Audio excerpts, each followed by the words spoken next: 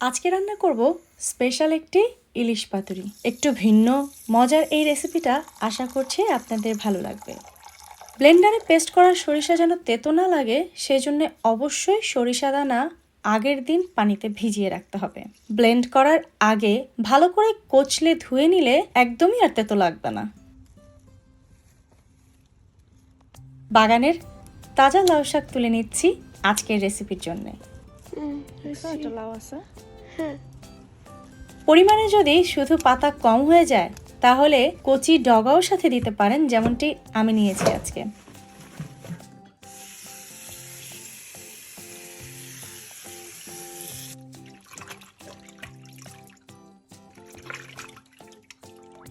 লাউ শাক ধুয়ে নরম এবং বড় থেকে কিছু পাতা সরিয়ে রাখলাম।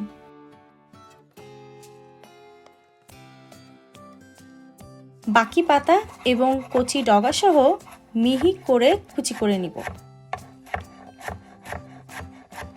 ভালো করে কুচি করে মাঝে একটু চপ করে নিলে শাকগুলো সুতোর মতো আর লম্বা হবে না, ঝরঝরে হবে।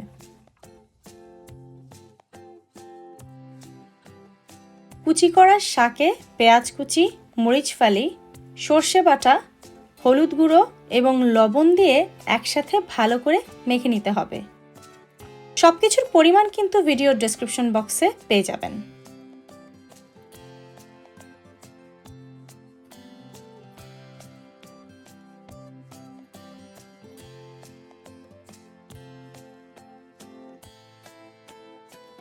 এরপর এর মধ্যে মেশাতে হবে সরষের তেল।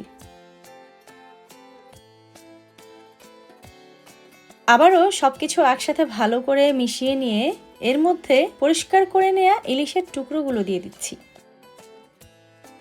এই সেম রেসিপিটা কিন্তু আপনারা কই মাছ দিয়েও করে খেতে পারেন।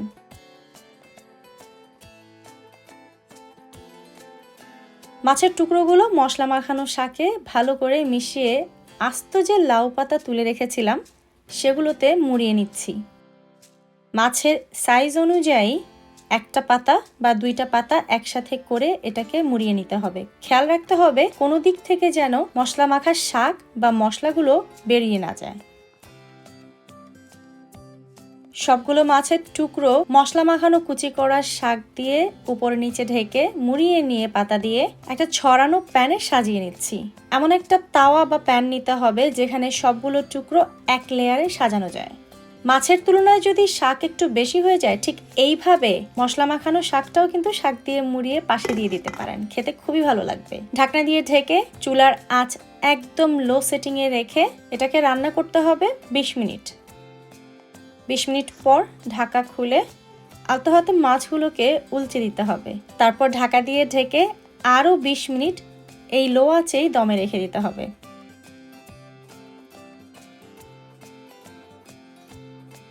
ব্যাস হয়ে গেল অসাধারণ মজার ভিন্ন স্বাদের ইলিশ পাতুরি।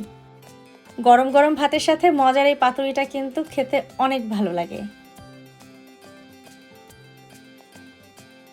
আজকের রেসিপিটা নিশ্চয়ই সহজ ছিল, কারণ রান্না তো সহজই হওয়া উচিত, তাই না?